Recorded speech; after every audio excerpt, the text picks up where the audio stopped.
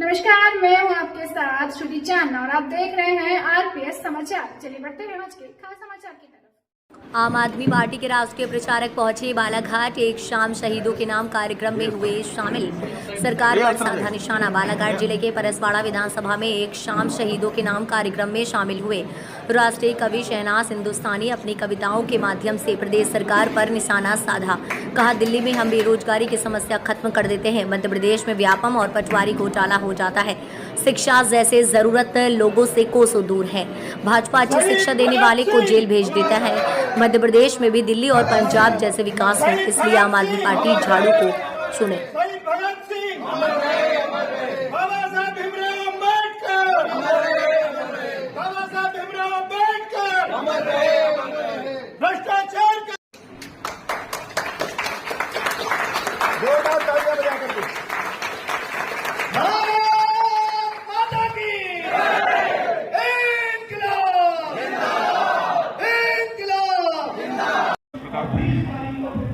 मैं शिवशंकर यादव परसवाड़ा विधानसभा से, मैं बैयर से हूँ। परसवाड़ा विधानसभा में काम कर रहा हूँ और लगभग पार्टी ने मुझे यहाँ का कमान दिया हुआ है और आने वाले चुनाव में हम पार्टी को आगे बढ़ाने के लिए सभी कार्यक्रमों को आयोजित कर रहे हैं, जिसमें हम आज शहनाज हिंदुस्तानी जो हमारे स्टार प्रचारक हैं उनको बुला करके और परसवाड़ा विधानसभा के लोगों को अनुग्रहित कराया, उनके कवि से संबोधित किए उन्होंने और एक एक कार्यकर्ता में ऐसा जोश डाल दिया उन्होंने कि उसका बहुत हमारी विधानसभा में फर्क पड़ेगा। यहाँ पे जो सरकार है बीजेपी कांग्रेस हमेशा आते रहे हैं, जिसको मात देने के लिए केजरीवाल के कामों को लेकर के, शिक्षा स्वास्थ्य और बिजली को लेकर के हम आए हैं। लोगों में बड़ा भ्रम की बात है कि यार अभी अभी आए हैं केजरीवाल के लोग, ये क्या करने वाले हैं, लेकिन हम लोग सच्चे मन से सच्चे हृदय से आए हैं। हम लोगों की भावनाओं को समझने के लिए समझते हुए यहाँ के जो स्थायी मुद्दे हैं उनको लेके आए हैं।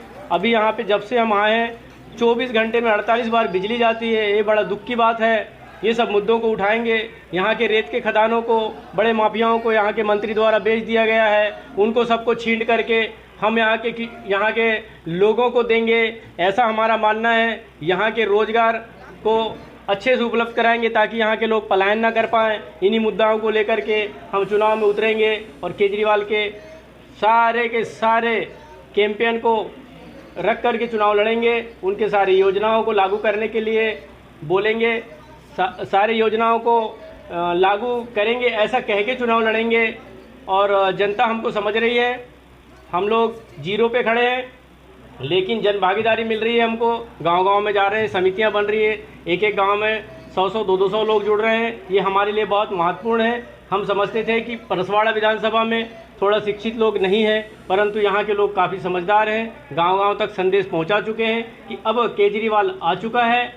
हमारे आने से इन्होंने अभी अभी लाडली बहना योजना चालू किया, डर से तो कोई फॉर्म भरवा रहा है 1500 का। ये लालीपाप देने की आदत बन चुकी है इन लोगों की।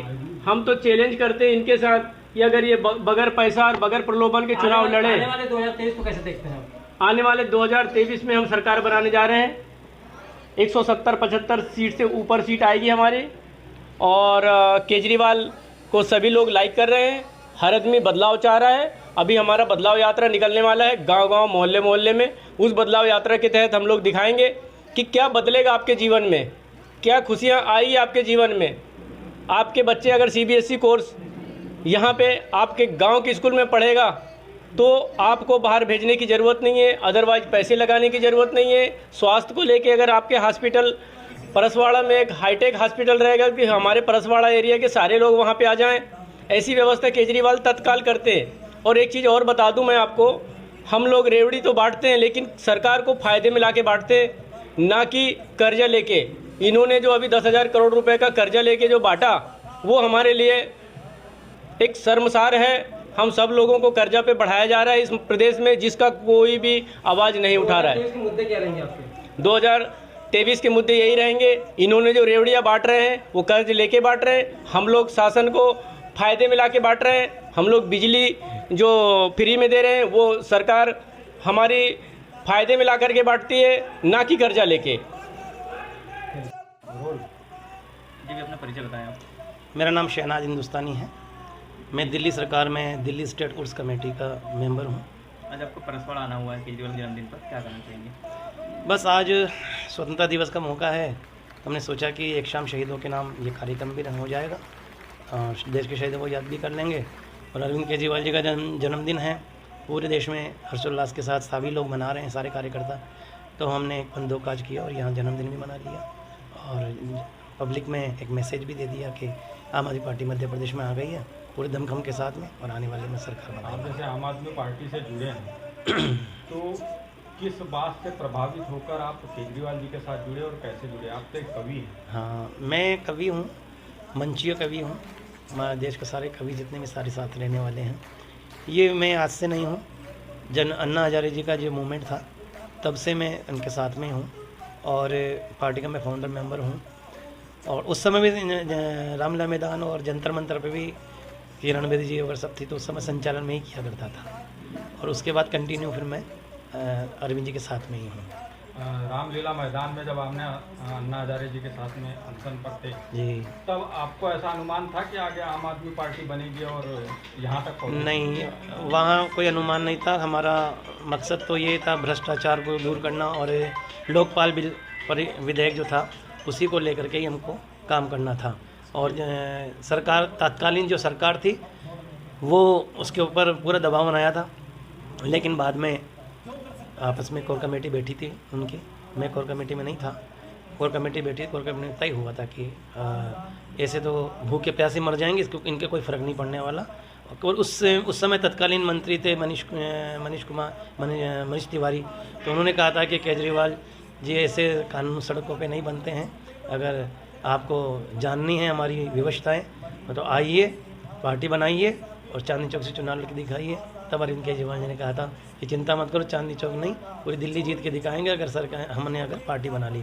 और फिर वही हुआ। आम आदमी पार्टी नाम देना किसके द्वारा घोषित की गई? ये आम आदमी पार्टी का जो नाम है अरविंद केजरीवाल जी ने ही सुझाया था, क्योंकि वहाँ पर हमारे जो वाल्मीकि समाज हैं तो वहाँ से एक हमारे बाबा थे, तो वो बाबा हमारी पार्टी से जुड़े हुए थे। तो उन्होंने कहा कि अगर हमें राजनीति के दलदल की सफाई करनी है तो एक ऐसा सिंबल होना चाहिए जिससे लोग जुड़ सके, जो सबके लिए समान हो।